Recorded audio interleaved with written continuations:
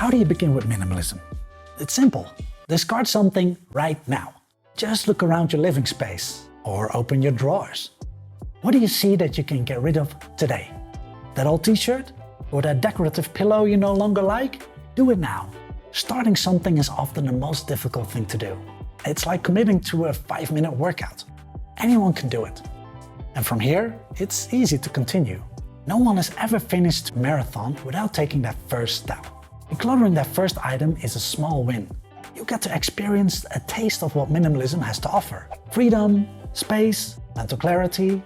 And now imagine having that tenfold when you truly commit to minimalism and declutter all your stuff. It's time to take action. Once you're done, let me know in the comment section below, what did you let go of?